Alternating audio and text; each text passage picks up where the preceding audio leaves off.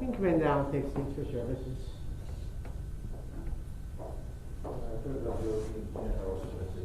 Of course, no problem. No problem.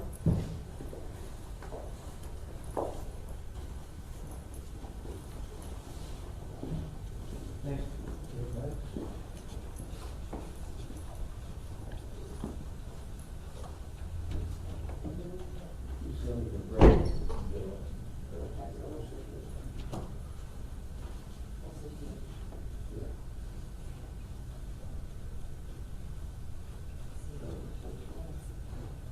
And so the first or 6 feet apart. You can sit behind Yeah. So want me to be in the middle?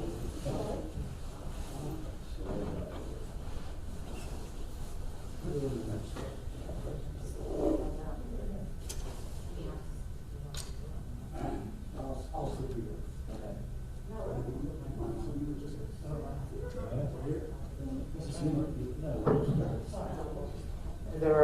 There are books along the first row.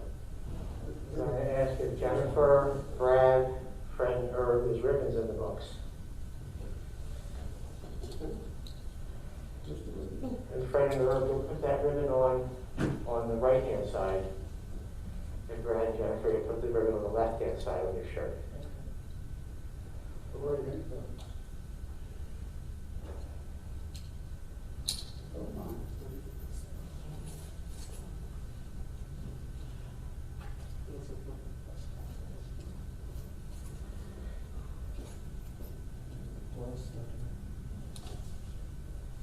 Left-hand side. Left-hand side? Left-hand side, right? Yeah, left-hand So side. you put on your jacket, Brad, also, you like. What's that? You put on your jacket if you like, also. Okay. Yep, I got it.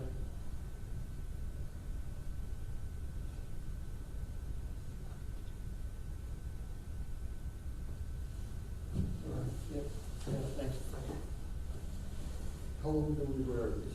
You'll wear the ribbon for 30 days, with the exception of Shabbat. You'll take it off on Friday just before sundown and put it back on Saturday evening after sundown as well. For 30 days. For 30 days. And they, them too? Yes. There is a tradition that these ribbons symbolize. And one of the things I usually point out when we cut these ribbons is how you're surrounded by family and friends.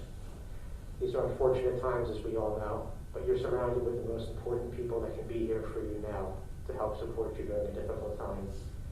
And in the weeks and months to follow, there'll be more time for people to share their stories about Susan and to share their stories about how they knew her personally and had the effect that they had on her. At a time when we need people and hugs and comfort the most, that's just not available today. It's a very sad and very cruel way to have to say goodbye to someone, but at the same time, you have each other, and everyone here is very important just for that support system as well. I'll ask if the four of you can repeat after me the blessing. And the blessing that is said does not, it really confirms your faith in God. It does not question why we're upset and what's happened. We know we question that all the time, but we're taught to show that our faith in God is still strong during the most difficult times. So I'll ask if you can repeat this blessing after me. Baruch Atah Adonai Dayan Ha'emet. And I'll ask if you can take the ribbon from the bottom, the four of you, and just rip it up about halfway.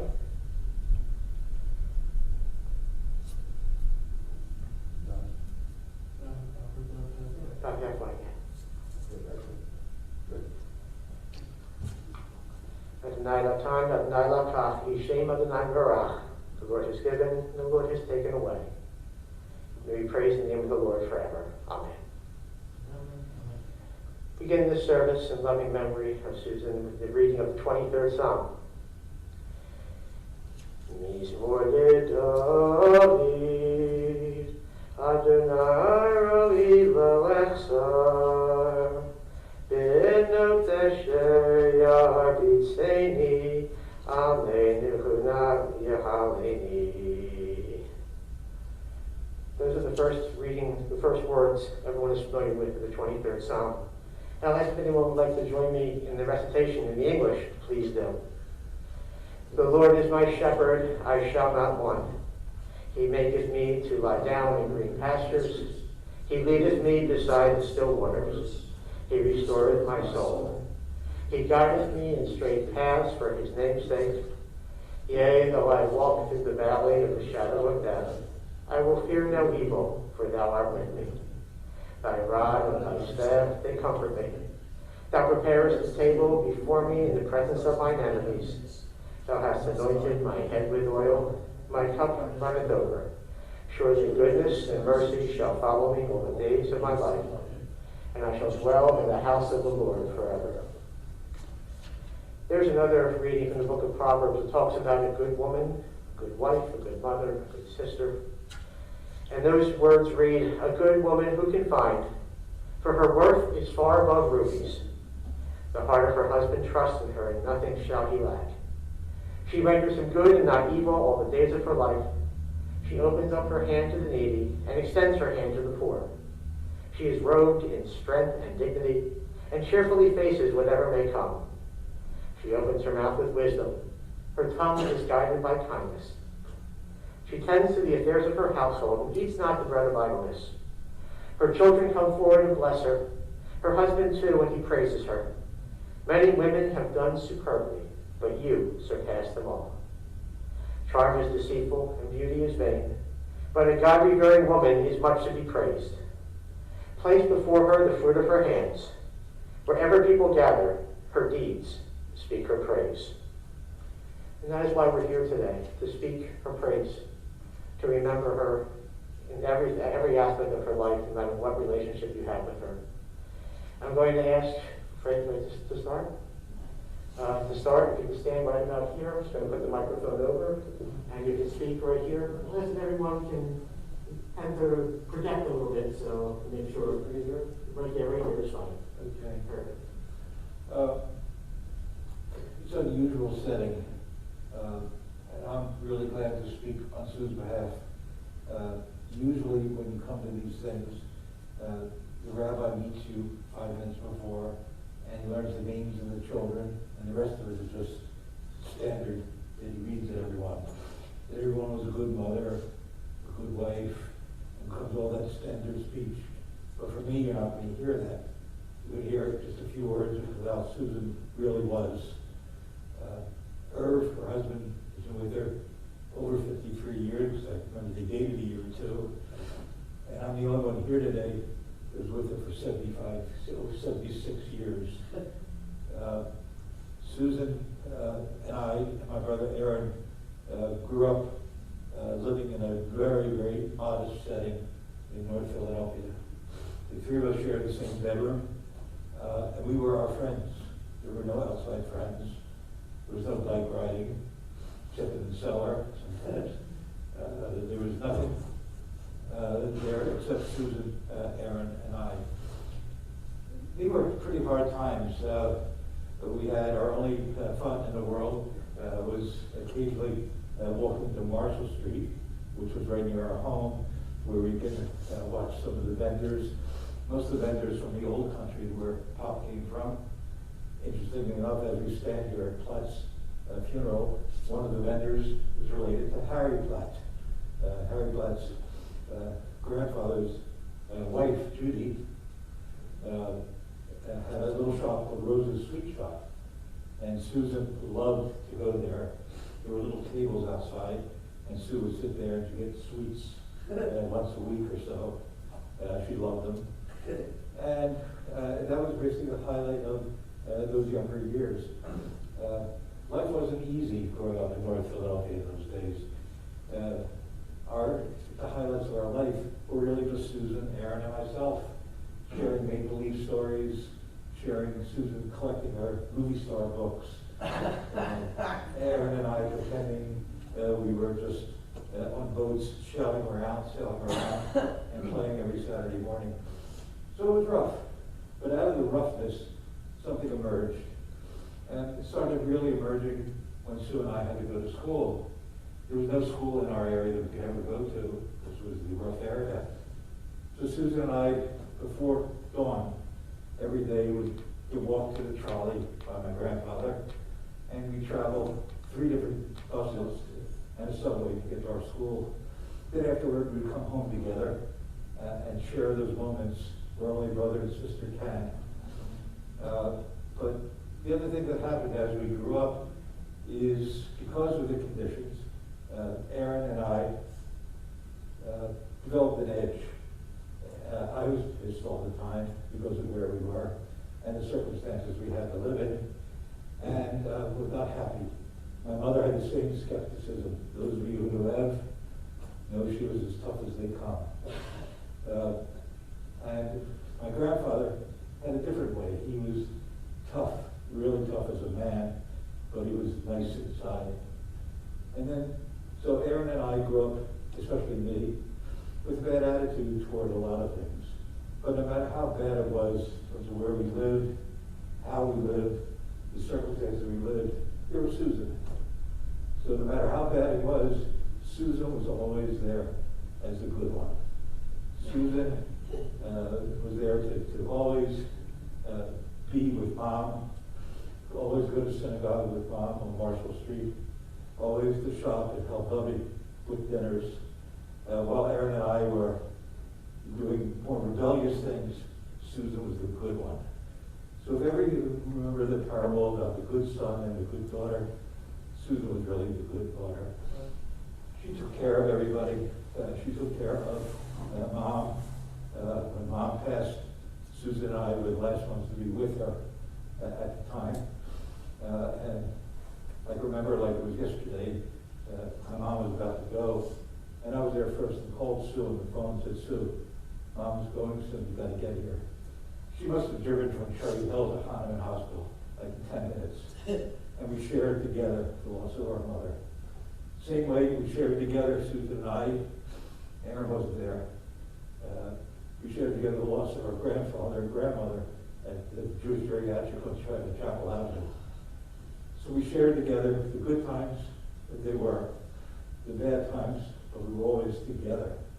So Susan wasn't like a distant sister who lived in Connecticut or Oregon someplace. We were together for everything. We were together for every time there was a good event, every time there was a bad event. It was just Susan always there.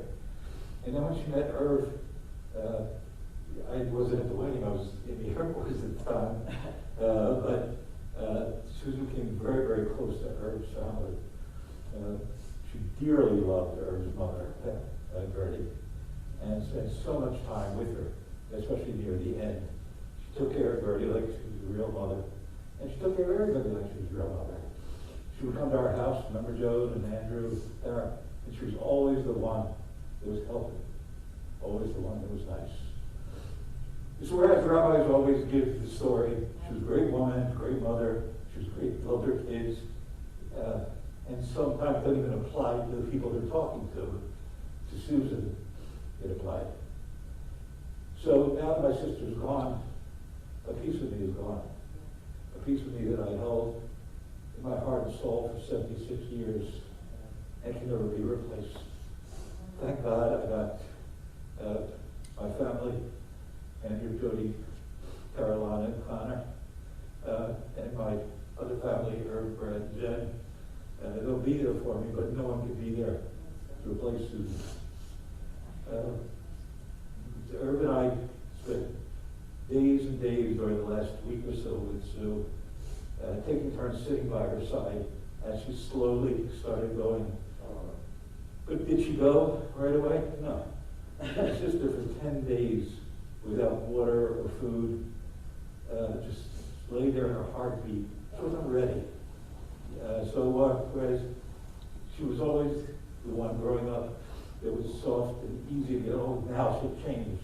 Now she fought to stay alive every possible hour. And I would whisper to her, Sue, it's time to go. Mom is waiting for you. Pop's waiting for you. People you love are waiting for you. But she wouldn't go. Finally, after all this days, when she used to come, we all believed in our hearts that she was gone and that she would rest in peace. And we all believed that Mom would be waiting for her. And Susan, I know right now, your soul is in heaven. and her arms are wrapped around you, Evelyn, our mom. She welcomes you, always will. And those that are left here on earth at this time will always remember you as our beloved sister, aunt, daughter, and friend. So God bless you, Susan. We'll always love you. Tara, Susan?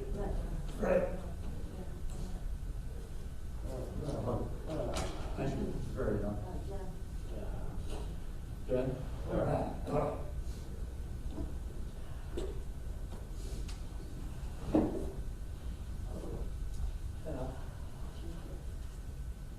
My mom was probably not the nicest person you'd ever meet. We used to laugh at her when she tried to yell at us, but she couldn't.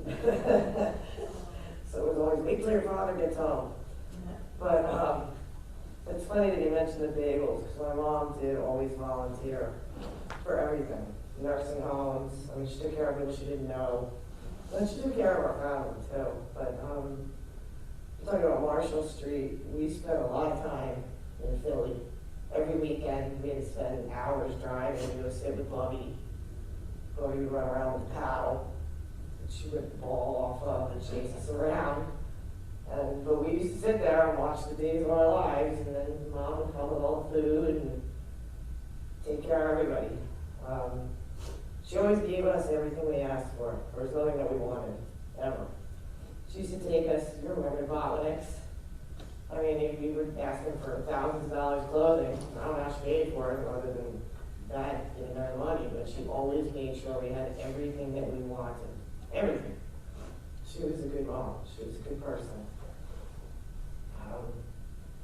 I'm glad that she's finally at peace. She deserves it, and there's no way to live like that for anybody. It's not fair.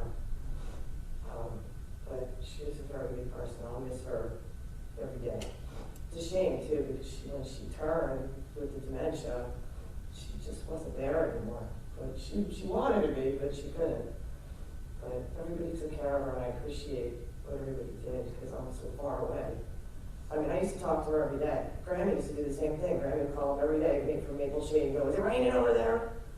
And she'd only be 5 minutes away. I mean, I guess it was raining there if it was raining here. But my mom would call me every single night in Florida. I'd be like, oh, I just got some for the kids, or every day. So I'll miss that. So, but she's in a better place. And that's the most important thing, because there's no quality of life. She deserves to be peaceful and with Grammy and everybody else. So she was a great person, and I'll sorely miss her. Nothing could replace Mom. She's a lot better than me, so lessons learned. But I loved her. I'll always love her. But she deserves to be peaceful. It was too long, and it was too hard. So anyway, that's it. Thanks. Yeah.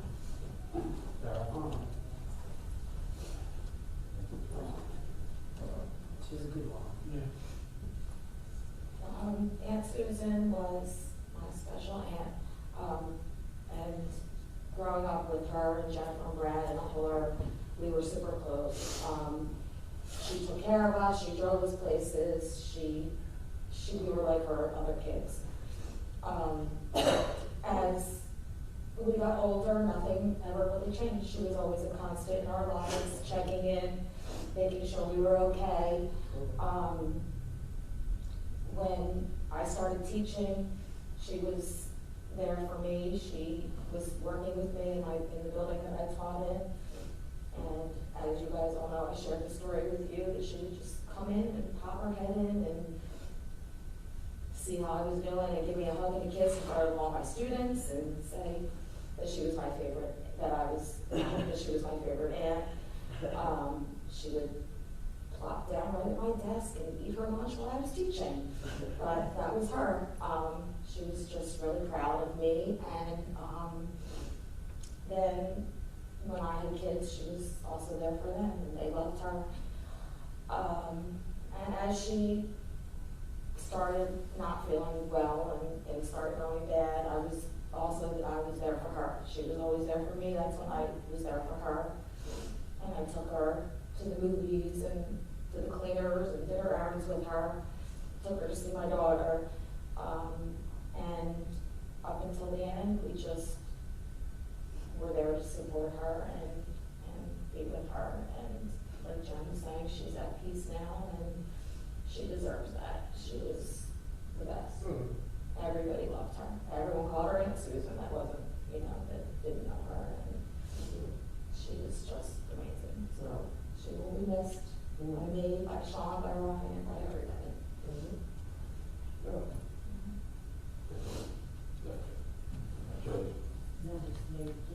Some final thoughts on Susan is that from a sister-in-law perspective, or just being close to Sue, she was just a special person because she was a giver. She would be happier giving to people than anything you could buy her. And when she really, really took a lot of thought in birthdays and a special present to buy someone, she just really wanted to just always think of other people and what can I do to make you happy? It wasn't about her. She was the most unselfish person, and you don't really see that many people like that. She was very, very special. And she loved to laugh, she loved to sing. Even when she was sick in the hospital, you'd play her music and she would dance and sing. And she just loved life and a great time. She was very blessed to have a great family. Did wonderful traveling. She had a great brother. And she had a wonderful life. She really did. Until she got sick. Once she got sick, unfortunately. But up until then, she was always happy, smiling, helping. So she had a great life. She really did. Well, this is, I know your brother will. You're a great example. She's a great example of what a good person is. Sure. That's it. Very good.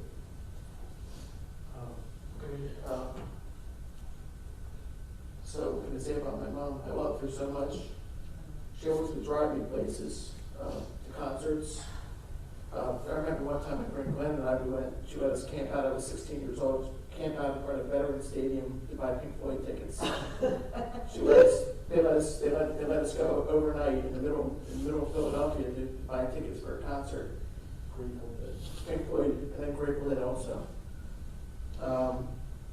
What else? She would always drive me. She drove me to guitar lessons. She drove me to the mall. She drove all of us to the mall.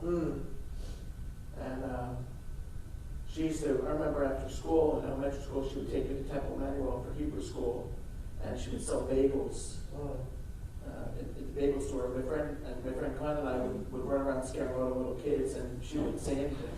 She would just say, "Oh, whatever, that's fine."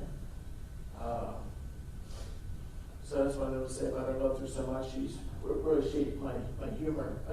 She had a great sense of humor, and I feel like yeah, she understood all the jokes that we made, that I made. She made jokes a lot too. So I'll miss her a lot. I love you, Mom.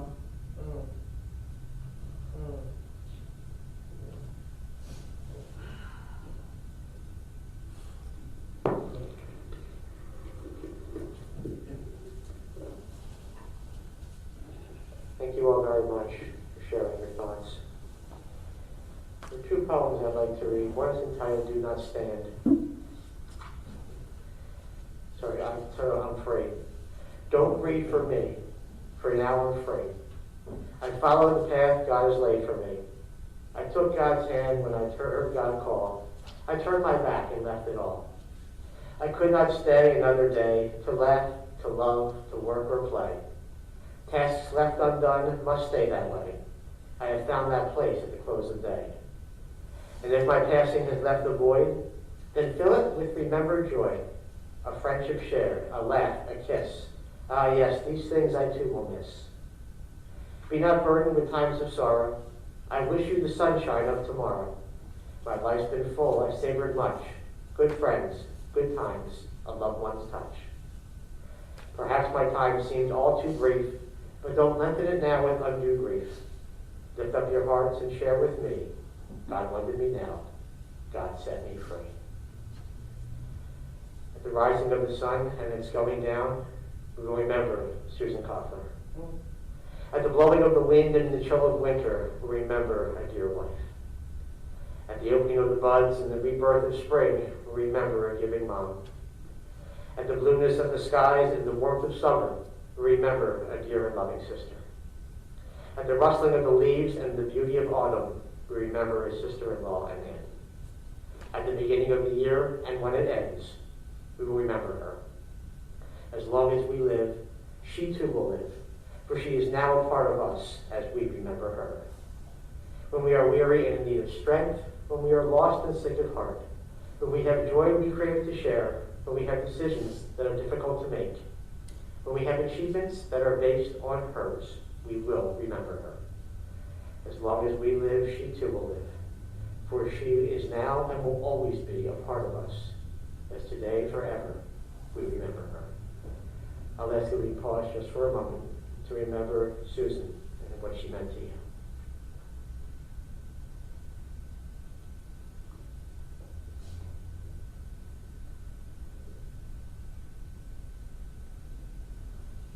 I'm going to ask if we can please rise for the memorial prayer.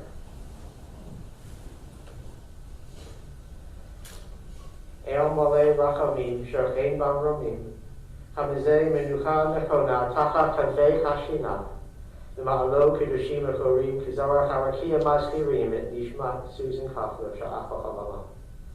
Alabach Rachamim, Yashivechu, Beseder Kinafecha La'olamim, Mitzvor Hachayim et Nishmato, Adonai Hu Nahalato. V'yaduach v'shalom al mishkavo v'nomar. Amen.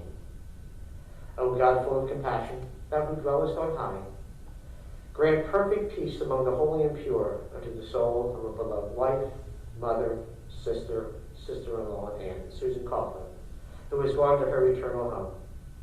Master of mercy, we beseech you, remember all the worthy and righteous deeds that she performed in the land of the living, and may her soul be bound up in the bond of eternal life. Be thou her possession, and may she always rest in peace. We say together, Amen. Amen. This will conclude our service today here in the chapel. As we go to our cars, we'll get lined up to go to the cemetery, and we'll join you out there in just a moment. Very nice, thank you. Thank you. Your words are all I need, so. Your words, yeah, sure.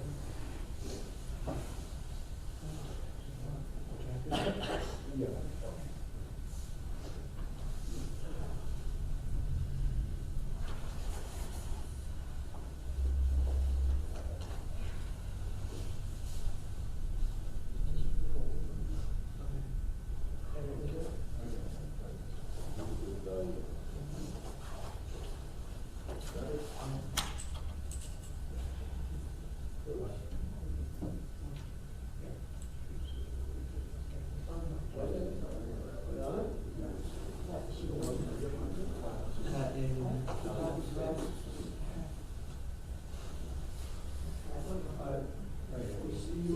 Very nice.